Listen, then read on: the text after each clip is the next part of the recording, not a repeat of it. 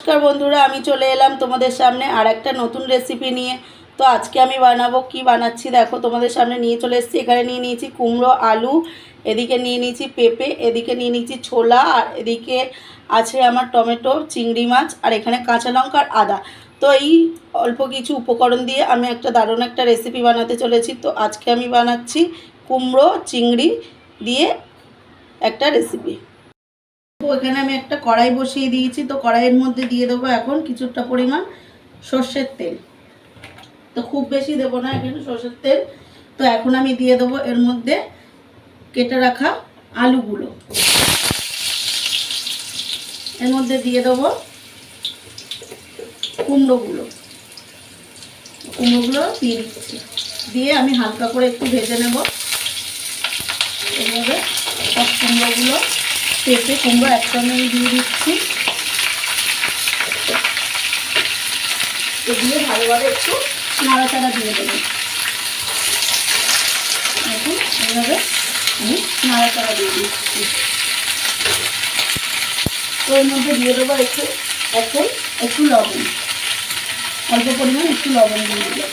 তো দিয়ে দেবো এখন আমি একটু হলুদ গুঁড়ো।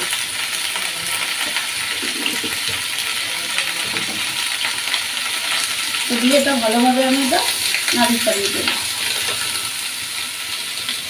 আমি এর মধ্যে দিয়ে দেবো কাঁচা লঙ্কাগুলো।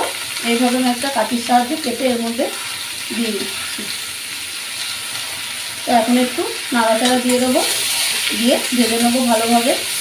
এখন এইভাবে নাড়াচাড়া দিয়ে ভালোভাবে এটা আমি ভেজে নিচ্ছি। কিছুক্ষণ ধরে এইভাবে ভেজে নেবো।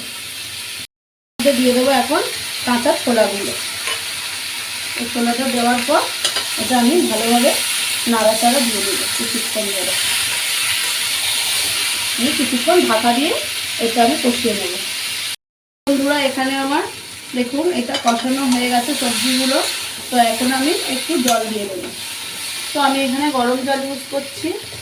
তো তোমরা চাইলে গরম জলেও দিতে পারো, আবার ঠান্ডা জলও ইউজ করতে পারো। তো আমার কাছে গরম জল রয়েছে, তো তার জন্য আমি এখানে গরম জল দিয়ে দিচ্ছি। তো আরও বেশ কিছুক্ষণ এইভাবে সবজিটাকে আমি সিদ্ধ করতে দিয়ে দেবো।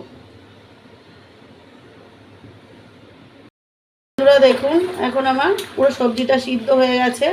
তো এই দেখুন আলুগুলো সিদ্ধ হয়ে গেছে, কুমড়োটাও সিদ্ধ হয়ে গেছে। তো এখন আমি এটা নামিয়ে সোমবার দেবো। তো দেখুন নামিয়ে নিচ্ছে। বন্ধুরা আমি কড়াইটা আবারও ধুয়ে বসিয়ে দিয়েছি। তো এখন দিয়ে দিচ্ছে আর একটু সামান্য তেল। তো খুব বেশি তেল দেবো না আমি এখানে। তো এখন আমি দিয়ে দেবো এর মধ্যে কিছুটা সাদা জিরে। তো জিরেটা ভেজে আমি তুলে নেব। তো এখন আমি জিরেটা ভেজে তুলে নিচ্ছি, কারণ এই জিরেটাই আমি মশলা হিসাবে বেটে দিয়ে দেবো। শিলপাটাতে একটু বেটে এটাই দিয়ে দেবো। দেখুন এইভাবে আমি সব তুলে নিলাম জিরেটা। তো এখন আমি সোমবারের জন্য দিয়ে দিচ্ছি এখানে একটু পাঁচফোড়ন দিয়ে দিচ্ছি। তেজপাতাটা আমি একটু ছিঁড়ে দিয়ে দিয়েছি। তো দিয়ে দেবো আর সামান্য একটু তেল, যেহেতু আমি এখানে আদা বাটা দেবো। তো এটা আমি ভালোভাবে একটু ভেজে নেব। এইভাবে একটু ভেজে নিতে হবে ফোড়নটাকে। এর মধ্যে দিয়ে দেবো এখন আমি টমেটো কুচি আর একটু আদা অল্প পরিমাণ দিয়ে দিলাম। আদাটা দিয়ে আমি একটু নেড়ে চেড়ে ভেজে দিয়েছি হালকা করে। তো এখন আমি দিয়ে দিচ্ছি সবজিটা। সবজিটা আমি এখন দিয়ে দিলাম এইভাবে। তো কিছুক্ষণ নাড়াচাড়া দিয়ে আর একটু ফুটিয়ে নেব। এখানে আমি একটু দিয়ে দেবো 1 চামচ চিনি। তো আরেকটু দিয়ে দিলাম, যেহেতু একটা মিষ্টি মিষ্টি ভালো লাগে এই তরকারিটা।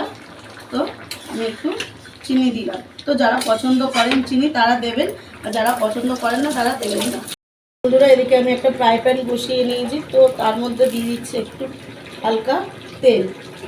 তো এখন আমি ওর মধ্যে একটু চিংড়ি মাছটা ভেজে নেব।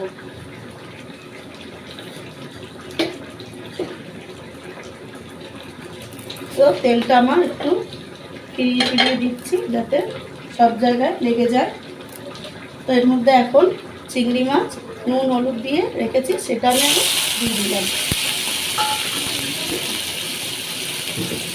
তো এটা আমি একটু ভালোভাবে নেড়ে ছেড়ে দেবো এইভাবে। এবং এইভাবে লাল লাল করে একটু আমি ভেজে নেব।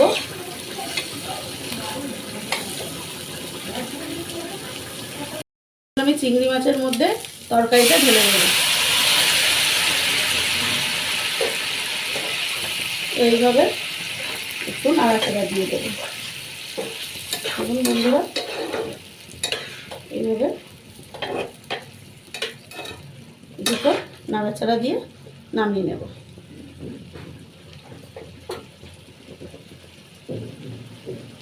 এখন আমি দিয়ে দেবো এখানে জিরেটা আমি ভেজে তুলে রেখেছিলাম, সেই জিরে বাটাটা এখন দিয়ে দিচ্ছি। তো দিয়ে একটু নাড়াচাড়া দিয়ে নেবো। তো এখন আমার রান্নাটা পুরো কমপ্লিট হয়ে গেছে। তো এখন একবার নামিয়ে নেব। দেখুন এরকম মাখা মাখা হয়েছে। তো আমার ডেলি ওয়ের রান্নাটা আমি এই রেসিপিটি আমার কমপ্লিট হয়ে গেছে। দেখুন আমি নামিয়ে নিয়েছি। তো আমার প্রত্যেক দিনের রেগুলার রান্নাটা তোমাদের সঙ্গে শেয়ার করি। তো তোমাদের কেমন লাগলো তো কমেন্টে আমাকে জানাবেন বন্ধুরা। ধন্যবাদ।